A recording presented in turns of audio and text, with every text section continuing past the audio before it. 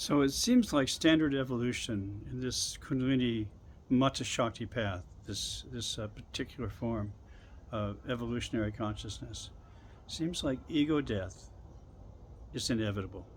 And you're going to have to deal with that. Who you think you are, what you think you are, will all dissipate. Conditioned mind space.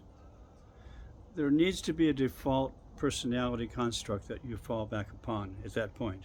Otherwise, there's no guiding light at that point. You have no way to determine where the truth, where any of this has any validity. So be somewhat prepared for that, because ultimately that's part of the path. And one way of looking at this too would be that you need to shrink yourself. You know how you shrink files to send them off? Well, you've got to kind of shrink yourself in that kind of metaphorical way to move through these chakra multidimensional spaces. And then you can re-enlarge yourself on the other side, whatever files you want to open of yourself, that is. And you can treat yourself like that kind of a holographic entity, if you find it helpful.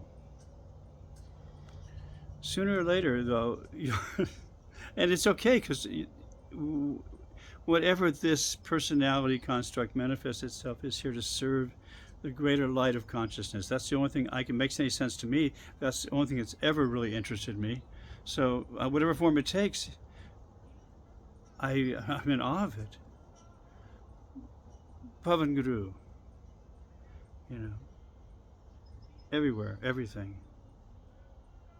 That state of consciousness.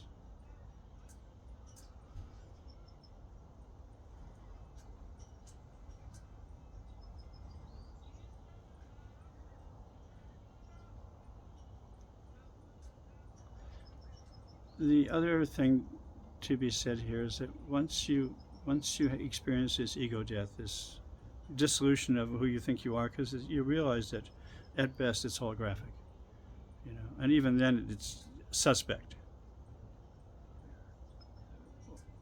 What template are you viewing yourself against? I think that's the big deal here. What background are you placing ourselves against to evaluate?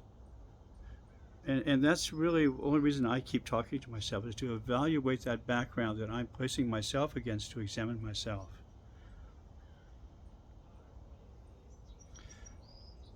I'll continue along this a bit. So now.